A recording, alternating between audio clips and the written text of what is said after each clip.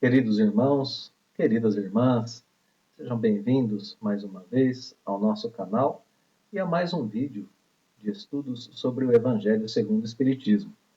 Nós continuamos a estudar o 17º capítulo do livro, que tem o título Sede Perfeitos.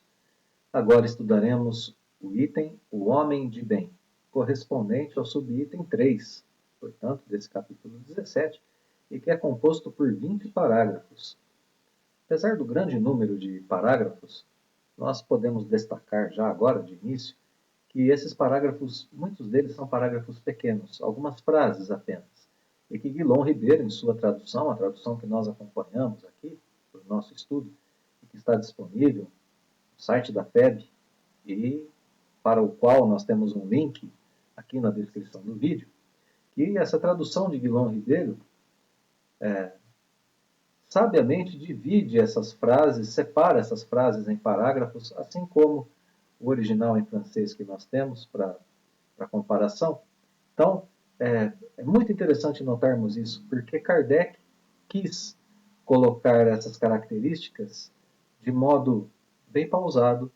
Essa é uma mensagem subliminar do texto, né? De modo separado, para que a gente pudesse pensar bem em cada uma dessas características.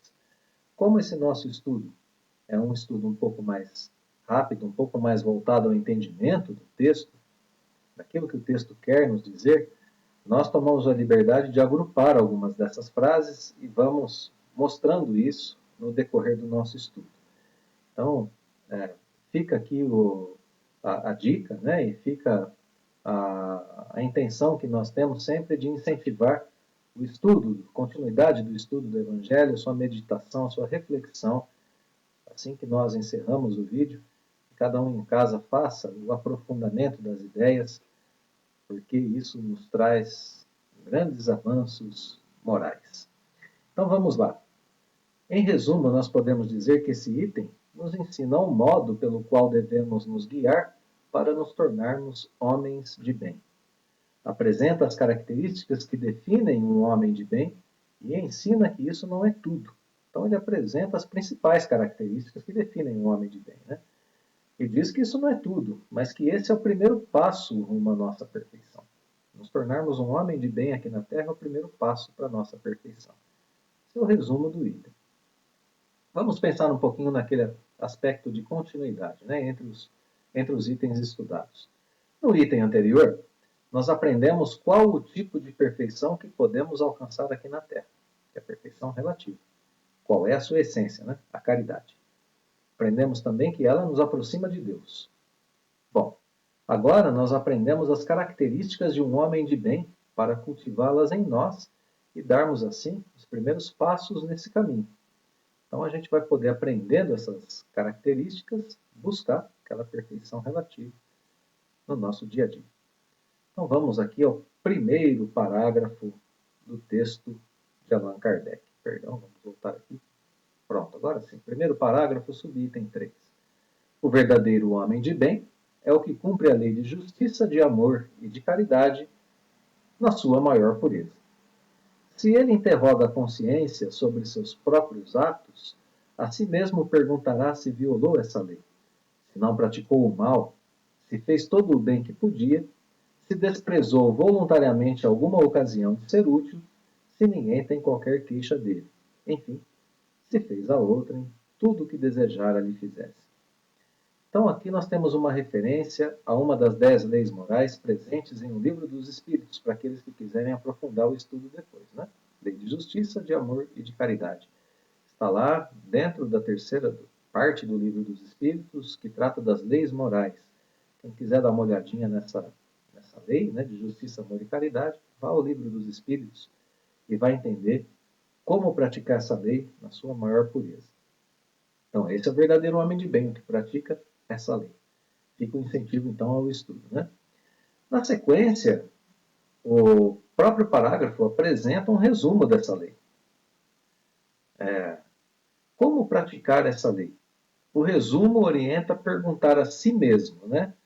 Se o homem violou essa lei, se ele praticou o mal, se fez todo o bem que podia, Se deixou de ser útil porque quis alguma vez, né? Eu sabia que eu podia ser útil, mas não quis, deixei para lá. Claro que essa não é uma boa atitude, né? Se alguém tem alguma coisa para se queixar dele, enfim, a regra áurea, né, da nossa existência aqui na Terra, do ponto de vista moral, se fiz ao meu próximo tudo aquilo que eu desejava que ele me fizesse. Então, esse parágrafo relembra o princípio geral da lei de justiça, amor e caridade e ensina a procurá-la em nossa própria consciência. Mas eu vou deixar mais uma dica aqui de leitura para os amigos que quiserem se aprofundar. Tem uma orientação de Santo Agostinho, no Livro dos Espíritos, que a gente pode encontrar na questão 919A. Então, para aqueles que tiverem curiosidade, leiam a questão 919 do Livro dos Espíritos e a 919A, na qual Santo Agostinho vai nos ensinar a interrogar a nossa consciência. É uma bela prática para a gente, que está lá no Livro dos Espíritos. Vamos em frente no nosso estudo. Então, lembramos, né? Esse primeiro parágrafo apresenta o princípio geral, né? Que é seguir a lei de justiça, amor e caridade. Esse é o verdadeiro homem de bem, aquele que cumpre essa lei na sua íntegra. E nos ensina a procurá-la em nossa própria consciência. Para aprofundar, Santo Agostinho lá no Livro dos Espíritos. Vamos em frente. Aqui nós vamos dos parágrafos 2 a 4. São essas três frases que nós temos aí, bem separadinhas no Evangelho segundo o Espiritismo, dizendo que o homem de bem, deposita sua fé em Deus, na bondade de Deus, na justiça de Deus e na sabedoria divina. Sabe que sem a sua permissão nada acontece se lhe submete à vontade em todas as coisas. O homem de bem tem fé no futuro, razão porque coloca os bens espirituais acima dos bens temporais, dos bens materiais. Né? O homem de bem sabe que todas as vicissitudes da vida, todas as dores, decepções, são provas ou expiações e as aceita sem reclamar. Então, esses três parágrafos trazem a ideia, né, de que ter fé nas características divinas, que são eternas, e não nas minhas aflições, que é passageira, é um tipo de atitude que denota o homem de bem. O homem de bem tem fé em Deus, na sua bondade, na sua justiça, na sua sabedoria. Tem fé também no futuro. A fé é uma característica do homem de bem. Lembrar sempre do futuro. Somos imortais. Né? O homem de bem dá valor às coisas que são do espírito e não às coisas temporais. Dá às coisas temporais, às coisas da matéria, o valor que elas merecem. Não mais do que isso. O homem de bem não reclama das aflições. E ele sabe que suas dores e aflições, decepções, né, são expiações do passado. Então, até por isso não reclama. Esses parágrafos começam a enumerar as características do homem de bem. Aqui a fé, e por causa da fé, a sua característica de não reclamar, nunca reclamar, jamais reclamar. Parágrafo 5. Possuído do sentimento de caridade e do amor ao próximo, faz o bem pelo bem, sem esperar paga alguma. Não espera recompensa por fazer o bem. Retribui o mal com o bem. Toma a defesa do fraco contra o forte e sacrifica sempre seus interesses à justiça. Essa última parte aqui do homem de bem, né, essa última característica aqui, melhor dizendo, né, do homem de bem é muito difícil. Né? A gente sabe que é justo devolver aquele troquinho que eu peguei a mais. Mas para devolvê-lo, às vezes a gente tem que fazer uma força, né? Ou quando devolve, né? Quando não devolve. Então, a gente sacrifica o nosso interesse devolvendo aquele troquinho porque é justo. Quantas outras situações temos, né, relativas ou próximas disso para a gente pensar no nosso dia a dia. Né? Esse parágrafo 5, ele resume para a gente a caridade. Sentimento de caridade, de amor ao próximo. Caridade é sentimento, que é amor. É ação em favor do próximo, sem interesse próprio. Então, o homem de bem é caridoso. Próximo parágrafo, parágrafo 6. O homem de bem encontra satisfação nos benefícios que espalha. Ele faz o bem para o outro e fica feliz. Ele fica feliz pelos serviços que presta. Fica feliz porque faz felizes os outros. Fica feliz porque enxuga lágrimas, porque consola, porque prodigaliza os aflitos, né? Porque faz o bem aos aflitos. Seu primeiro impulso é para pensar nos outros antes de pensar em si. É para cuidar dos interesses dos outros antes do seu próprio interesse. O egoísta, ao contrário, calcula os proventos, as benesses, né? E as perdas decorrentes de toda ação generosa.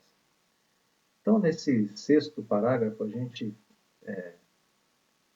vê, né, um modelo aqui, né? O homem de bem se sente bem com o bem que faz. O parágrafo começa assim e depois traz explicações do que isso significa, ou exemplos, né, de como o homem de bem fica feliz com o bem que faz. Lá no finalzinho, na última frase, né, a gente vê que o egoísta calcula.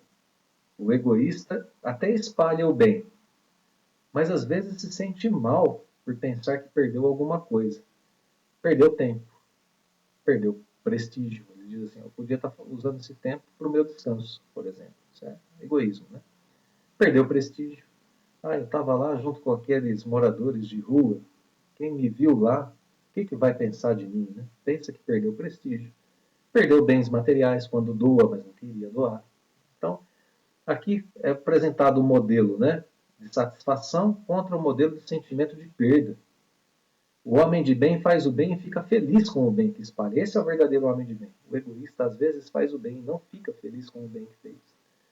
Então, a comparação é colocada aqui, né, para a gente poder olhar para o nosso interior e ver o que nós sentimos quando fazemos o bem que fazemos. Esse parágrafo coloca, então, essa comparação entre o homem de bem e o egoísta, para que a gente possa identificar o que temos em nós. Parágrafos agora 7 e 8. O homem de bem é bom, humano e benevolente para com todos, sem distinção de raça nem crença, porque em todos os homens vê irmãos seus. Respeita nos outros todas as convicções sinceras e não lança anátema aos que, como ele, não pensam.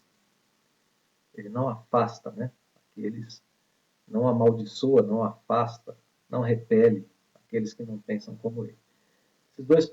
Esses dois parágrafos, né, 7 e 8, no parágrafo de cima, o homem de bem não é preconceituoso. Faz o bem a todos, sem distinção de qualquer coisa, nem de raça, nem de crença, porque todos são seus irmãos. Ele não é preconceituoso.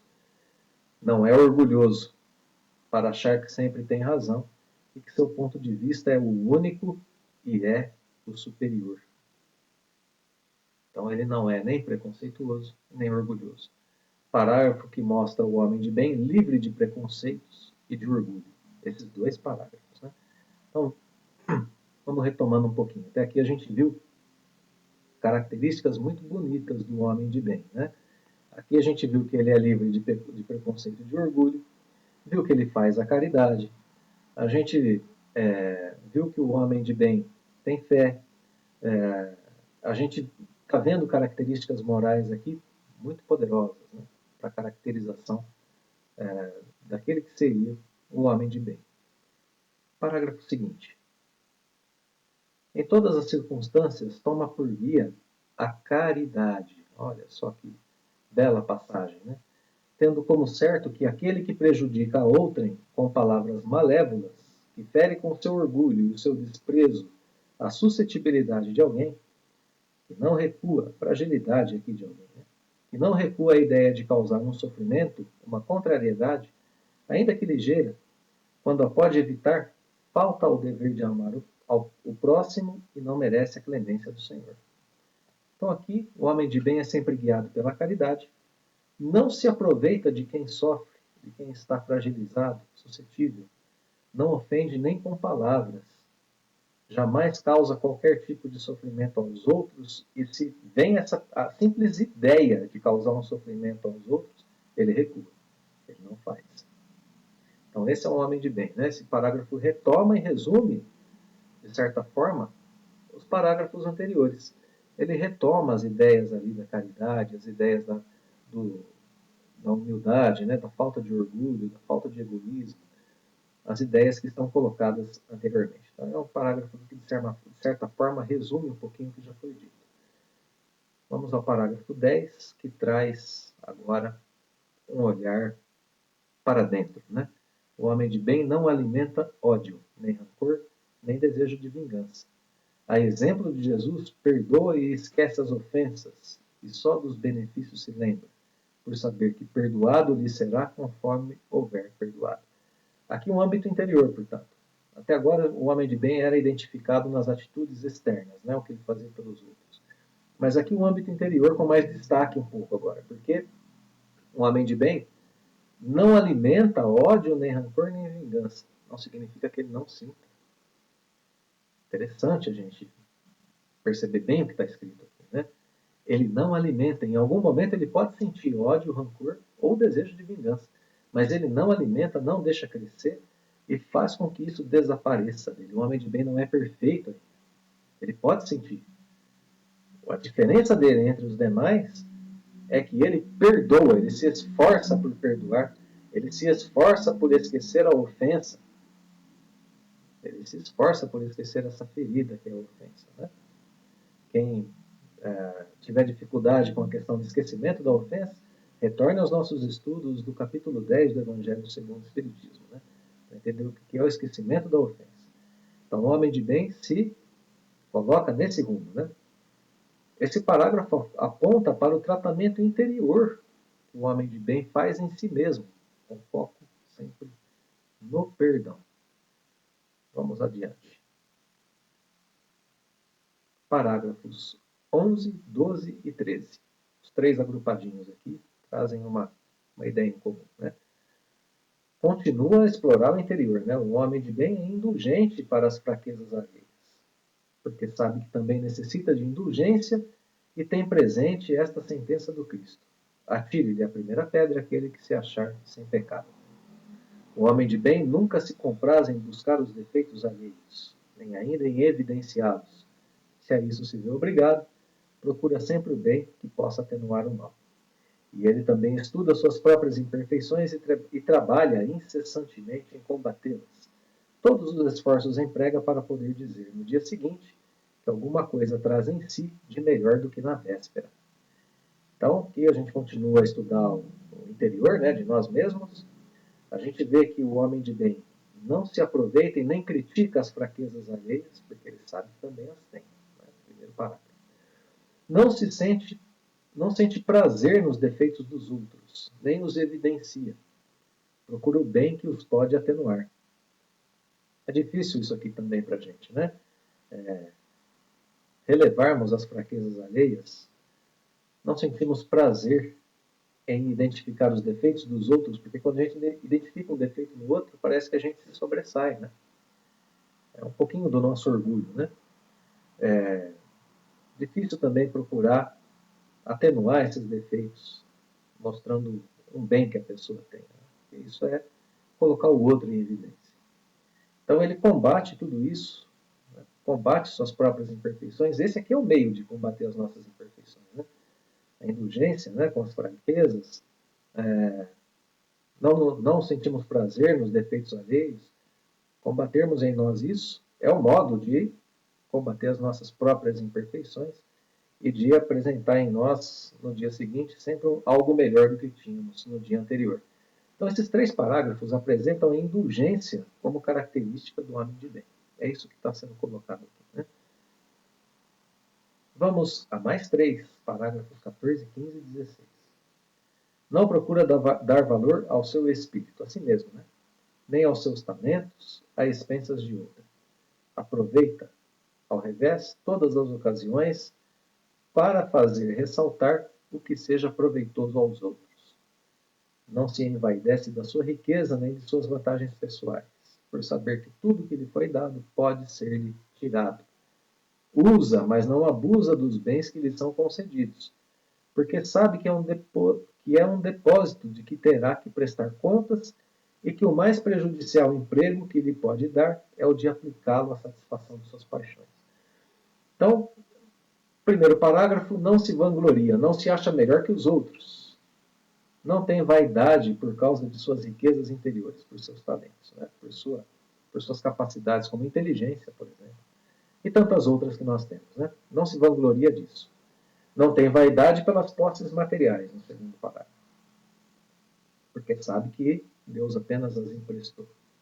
Não comete excessos que a posse desses bens permite, pois é ciente de sua submissão, de seu compromisso com Deus e com seu próximo. Então, esses 3 parágrafos mostram as características de um homem de bem diante da posse das coisas internas, da riqueza material e de tudo aquilo que ele tem. Vamos adiante, parágrafos 17 e 18. Se a ordem social colocou sob o seu mando outros homens, trata-os com bondade e benevolência, porque são seus iguais perante Deus. Usa da sua autoridade para lhes levantar o moral e não para os esmagar com seu orgulho. Evita tudo quanto lhes possa tornar mais penosa a posição subalterna em que se encontram. Subordinado, de sua parte, compreende os deveres da posição que ocupa e se empenha em cumpri-los conscienciosamente. Então, nesses 2 parágrafos, aqui no primeiro, né, como o homem de bem usa a autoridade. Se ele tem outros homens sob sua autoridade, trata-os com bondade e benevolência, porque entende que perante Deus eles são iguais a ele. Né? Usa da sua autoridade para levantar o moral e não para os esmagar com seu orgulho. Evita tudo que possa tornar mais penosa a posição subalterna de seus subalternos. E quando ele é subordinado, aí então ele obedece à autoridade. Então, esses 2 parágrafos ensinam como o homem de bem age na situação de poder sobre os outros e na situação de estar subordinado a alguém. 2 parágrafos que tratam aqui, portanto, da relação do homem de bem com o poder. Interessante para a gente refletir, né? Vamos então agora ao parágrafo 19, pequenininho, penúltimo parágrafo do nosso texto. Finalmente, o homem de bem respeita todos os direitos que aos seus semelhantes dão as leis da natureza, como quer que sejam respeitados os seus. Então, esse parágrafo remete aos direitos naturais, aos direitos que tem todo homem, toda mulher, por ser homem, por ser mulher, por ser espírito encarnado na Terra, por ser filho de Deus. Quais são os direitos que eu tenho como filho de Deus e que todos os outros filhos de Deus também possuem? Quais são esses direitos? Bom, esses o homem de bem respeita. Respeita e respeita profundamente todos esses direitos que são dele e dos demais. Então, parágrafo que coloca agora o âmbito do direito diante da justiça divina para a nossa reflexão. Muito profunda a reflexão, inclusive. Né? Muito bem, vamos ao parágrafo final, no qual Allan Kardec diz: não ficam assim enumeradas todas as qualidades que distinguem o homem de bem. Mas aquele que se esforce por possuir as que acabamos de mencionar, no caminho se acha que a todas as demais conduz. Então Kardec termina assim o texto, dizendo: olha, gente, meus amigos, meus irmãos, não é apenas isso. Hein? Esse é o começo do trabalho do homem de bem. O homem de bem se esforça para ser assim. E aquele que é assim já é um homem de bem. Mas não é apenas isso. O homem de bem encontrará o caminho e está no caminho para a conquista de outras características que denotarão que ele é cada vez mais um homem de bem. Não é? Então, esse parágrafo diz que essas características encontradas em uma pessoa fazem dela o homem de bem, conforme é descrito aqui no Evangelho segundo o Espiritismo, mas que, ao mesmo tempo, são o começo de um caminho para outras conquistas no que diz respeito à perfeição, se assim o quisermos considerar. Vamos, então, agora concluir o nosso estudo, item do Evangelho segundo o Espiritismo, pelo qual eu, particularmente, tenho um grande apreço e fico muito feliz em poder refletir um pouquinho a respeito dele e trabalhar um pouquinho com esse item em nossos estudos. Né? Então vamos concluir esse nosso estudo dizendo que pode ser que achemos que é muito difícil conseguirmos encontrar em uma só pessoa todas essas características, ou ainda que seja muito difícil para nós alcançar esse patamar. Difícil que nós cultivemos isso em nós. Né? Pode ser que a gente pense que é muito difícil. No entanto, temos exemplos de pessoas que agem assim em nossas vidas o tempo todo. E temos mais do que isso. Em nós mesmos, nós já temos algumas dessas características de um homem de bem. Nós já conquistamos algumas delas. Podemos não ter conquistado todas, mas algumas a gente já conquistou. Esse item em especial nos ensina a identificar o que nos falta, pois a todos nós é dado nos tornarmos homens de bem. A todos nós é dada a capacidade de perfeição, a possibilidade da perfeição e a capacidade de nos aperfeiçoarmos, de nos aproximarmos de Deus. Pensemos nisso e renovemos nossas forças para prosseguir, porque todos nós somos homens de bem em potencial, mas todos nós somos homens de bem em algum momento da nossa existência, ou em alguns momentos da nossa existência. Quando a gente coloca uma ou algumas dessas características, dessas capacidades, em ação, através da nossa convivência com o próximo aqui na Terra, lembrando de nossos compromissos com a imortalidade do Espírito e com Deus. Vamos em frente. Seremos todos homens de bem, no sentido mais perfeito da palavra, em breve tempo, se assim nos esforçarmos com as graças de Deus. Queridos irmãos e irmãs, aquele nosso abraço fraterno, os votos de que Deus nos abençoe sempre e o convite para os nossos próximos estudos. Nos vemos em breve. Até logo mais.